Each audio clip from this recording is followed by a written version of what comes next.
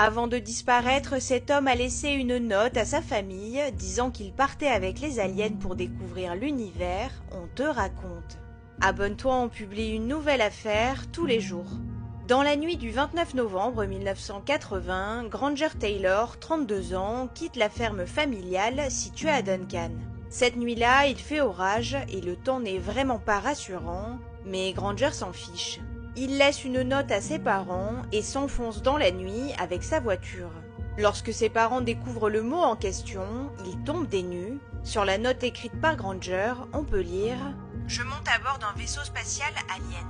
J'ai fait plusieurs rêves dans lesquels je partais pour un voyage interstellaire de 42 mois à la découverte de l'univers. Je reviendrai après. » La police et sa famille entament des recherches de plusieurs mois, mais rien. Granger est introuvable. L'homme de 32 ans était un génie en mécanique, il restaurait des véhicules de la Seconde Guerre mondiale et il avait même transformé des antennes paraboliques en vaisseau spatial.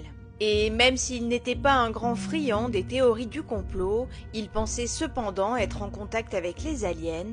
En clair, il disait utiliser la télépathie pour parler avec eux.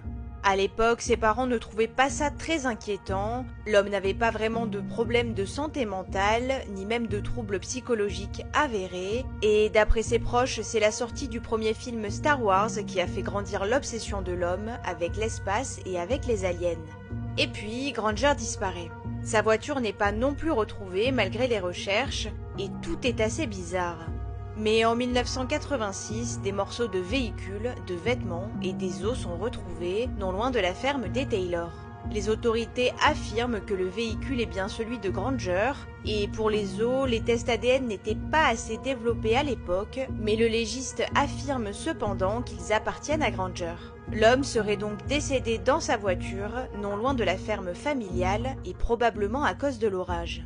Si le mystère semble résolu, beaucoup doutent encore de ses conclusions. Certains de ses proches pensent même que l'homme est toujours en vie quelque part et peut-être même en train de travailler sur les aliens dans la zone 51.